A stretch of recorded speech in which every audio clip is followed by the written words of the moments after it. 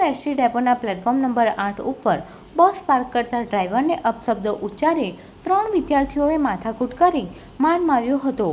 વડોદરાની કપુરાઈ ચોકડી પાસે આવેલ દ્વારકા સોસાયટીમાં રહેતા અશ્વિન નારાયણ બારોટ છેલ્લા 2 વર્ષથી રાજપીપળા ડેપોમાં ડ્રાઈવર તરીકે ફરજ બજાવે છે, જેઓ ગત રોજ રાજપીપળા ડેપોમાંથી બસ નંબર GJ18Z7373માં મુસાફરોને લઈ અંકલેશ્વર ખાતે જવા નીકળ્યા હતા, જેઓ 3:45 વાગ્યે અંકલેશ્વર એસટી ડેપોના પ્લેટફોર્મ નંબર 8 ઉપર બસ પાર્ક કરી ઉતરી રહ્યા હતા।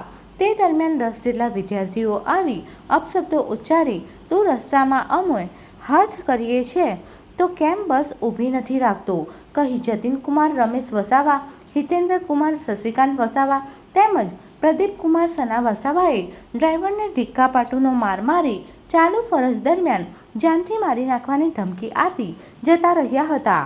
મારામારી અંગે અંકલેશ્વર એ ડિવિઝન પોલીસે ગુનો નોંધી તપાસ હાથ ધરી છે।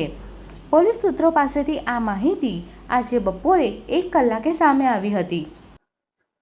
આજરોજ સિટી ડેપો અંકલેશ્વર ખાતે રાજપીપળાથી અંકલેશ્વર આવતી ગાડીના મુસાફરો જ્યારે ઉતરી રહ્યા હતા તે ટાઈમે રાજપીપળા ડેપો જનાર કે રાજપીપળા જનાર મુસાફરો દ્વારા ડ્રાઈવરને સાથે બોલાચાલી અને બસ ના ઊભી રાખવી બાબતે તેમના જોડે ઝપાઝપી થતાં મારામારીનો બનાવ બન્યો છે।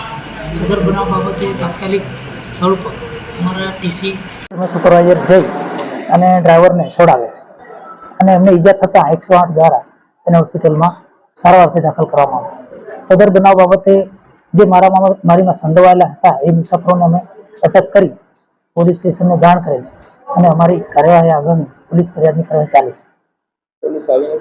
હા, પોલીસ આવી અને એમને લઈ ગઈ છે અને કાર્યવાહી પ્રગતિ છે। Subscribe now and press the bell icon. Never miss an update.